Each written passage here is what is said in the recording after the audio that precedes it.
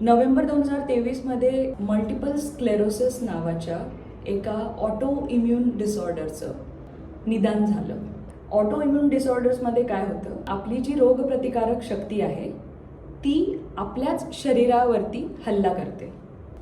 Multiple sclerosis या आजारामध्ये काय होतं की आपली रोगप्रतिकारक शक्ती आपला मेंदू, आपला स्पायनल कॉर्ड म्हणजे मज्जारज्जू ह्याच्यावरती हल्ला करते.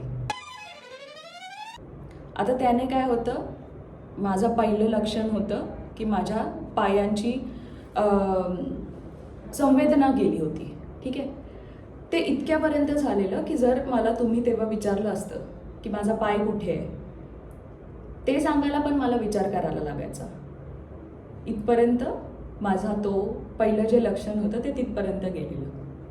आणि 15 नोव्हेंबर 2020 पासून 21 नोव्हेंबर 2023 म्हणजे 3 वर्ष आणि 6 दिवस माझ्या आजाराचं निदानच झालं नव्हतं. आता ह्या 3 वर्ष आणि 6 दिवसांमध्ये माझी मानसिक स्थिती काय होती हे मी तुम्हाला सांगू शकत नाही, शब्दात मी व्यक्त करू शकत नाही. कारण आपल्याला आपलं शरीर कसं काम करतं हे माहिती असतं, बरोबर. आपल्या शरीरामध्ये आपण राहतो, सो बाकी कोणापेक्षा आपल्याला आपलं शरीर सगळ्यात जास्त माहिती असतं, चांगलं माहिती असतं. पण मी जे सांगायचे इथे भारतात असताना पण मी खूप सगळ्या डॉक्टर्सकडे गेले. मी जेव्हा डॉक्टरांना सांगायचे की मला असं असं होतंय, मुळात कोणत्या डॉक्टरकडे जायला हवं हे पण मला माहिती नव्हतं. आता जेव्हा मी म्हणते की सेंट्रल नर्वस सिस्टम म्हणजे चेतासंस्थेवरती आपली रोगप्रतिकारक शक्ती हल्ला करते, म्हणजे मी एकतर न्यूरोलॉजिस्ट म्हणजे मेंदू तज्ज्ञाकडे जायला हवं होतं. पण मला माहितीच नव्हतं ना माझ्या मेंदूवरती हल्ला होतोय, कसं माहिती असणार. म्हणून मी सगळ्या तऱ्हेच्या डॉक्टर्सकडे जाऊन आले. माझे पहिले डॉक्टर जे होते, म्हणजे मी नाव नक्कीच नाही घेणार, कारण स्वामी विवेकानंदांनी एक खूप छान लेख लिहिलेला आहे. तो बऱ्याचशा दवाखान्यांच्या बाहेर असतो की कितीही काही झालं तरी डॉक्टर पण एक माणूस आहे, एक मानव आहे, तो पण चुकू शकतो. त्याच्यामुळे रुग्णांनी किंवा रुग्णांच्या नातेवाईकांनी डॉक्टरांना देवही समजू नये आणि दानवही समजू नये.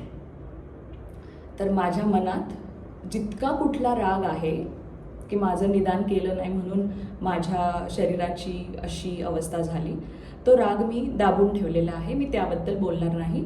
मला कुणाचाही आहे, मला राग आहे, खोटं नाही बोलणार मी, कारण माझं आयुष्य बदललं आहे सगळं. पण असा पिनपॉइंट करून मी दोष नाही देणार. तर पहिले जे डॉक्टर होते त्या डॉक्टरांचं असं म्हणणं होतं की मी खूप ओव्हरथिंक करते, मी अतिविचार करते, मला काहीही झालेलं नाही आहे. त्या डॉक्टरांनी मला मल्टीविटामिन दिलं होतं. विटामिन्स म्हणजे जीवनसत्व. तर सगळी जीवनसत्व, जसं की जीवनसत्व के, ड जीवनसत्व जे आपल्याला सूर्यप्रकाशातून मिळतं ते, त्याच्यानंतर B12 जे आपल्या नर्वस सिस्टमसाठी म्हणजे चेतासंस्थेसाठी गरजेचं असतं. हे असे सगळे जीवनसत्व एकत्र असणारी गोळी त्यांनी मला दिली. त्या गोळीवरती मी 4 महिने काढले, काहीच फरक नाही पडला. असं करत करत मी खूप डॉक्टर्सकडे गेले आणि माझ्या खूप वेगळ्या टेस्ट्स पण झाल्या. फायनली मी एका न्यूरोलॉजिस्टकडे म्हणजे मेंदू तज्ज्ञाकडे गेलेले. त्यांना मी सांगितलेलं की मला कमरेपासून खालचा भाग संवेदनाच नाही आहे. तर मला असं नाही म्हणायचं की मी खूप स्मार्ट आहे, पण मी त्यांना म्हटलेलं की आपण माझ्या स्पाईनचा MRI करूया का. ठीक आहे, स्पाईन म्हणजे मज्जारज्जू, MRI म्हणजे ते एक्सरे नॉर्मली माहिती असेल तर एक्सरेसारखंच एक प्रोसेस आहे. एक त्याच्यामध्ये आपल्या मज्जारज्जूचे फोटोज घेतले जातात. तुम्ही बघितलं असेल, MRI माहिती असेल तुम्हाला, म्हणजे ते लाईटच्या विरुद्ध असं पकडतात आणि डॉक्टर्स बघतात अच्छा इथे हे झालंय वगैरे. ते मी सांगितलं त्या डॉक्टरांना, मेंदू तज्ज्ञ होते ते डॉक्टर.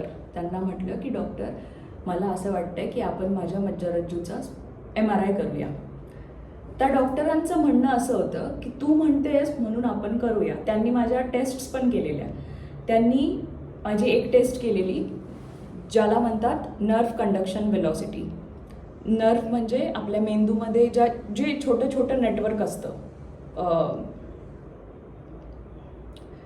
आपल्या रक्तवाहिन्या कशा असतात त्याहीपेक्षा छोट्या अशा नळ्या असतात थोडक्यात, ज्या दोन अवयवांमधले जे सिग्नल्स आहेत ते पास करतात.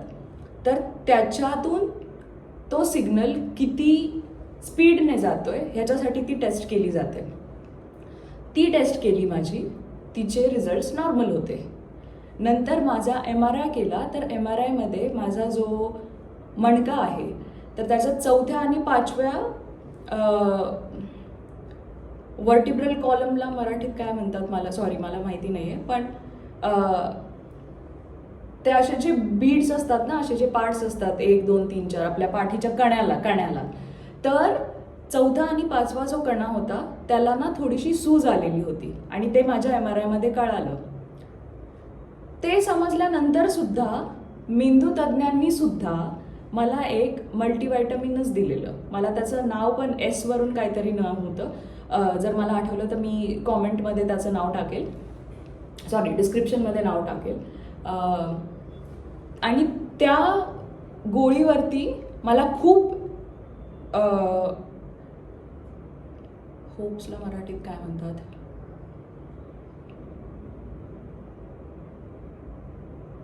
त्या गोळीतून मला खूप आशा होती की माझं जे काही प्रॉब्लेम सुरू आहे तो ठीक होईल, पण तो नाही झाला. आता हे आपण बोलतोय 2021चा शेवट, 2022ची सुरुवात. पण माझ्यात काही फरकच पडत नव्हता. आणि मी जेव्हा आईबापांकडे जायचे तेव्हा ते म्हणायचे की तू पौष्टिक आहार खा. पौष्टिक आहार गरजेचा असतो, सगळ्यांचेच आईवडील सांगतात, नक्कीच गरजेचा असतो. पण मला जे होत होतं ते आहारावरती नव्हतं, आहाराशी निगडीत नव्हतं. तू एक्सरसाइज करत जा, तू पौष्टिक आहार घेत जा. आई वडील आहेत ते माझे, मला त्यांचाही राग आला होता, खोटं बोलणार नाही. पण अशा कोणत्या तरी परिस्थितीशी ते पण पहिल्यांदाच झुंजत होते, ते पण पहिल्यांदा जात होते त्यातनं. आणि जेव्हा डॉक्टर्सच म्हणतायत की काही झालं नाहीये, काही काळजी करण्यासारखं नाही, तर त्यांना तर वाटणारच.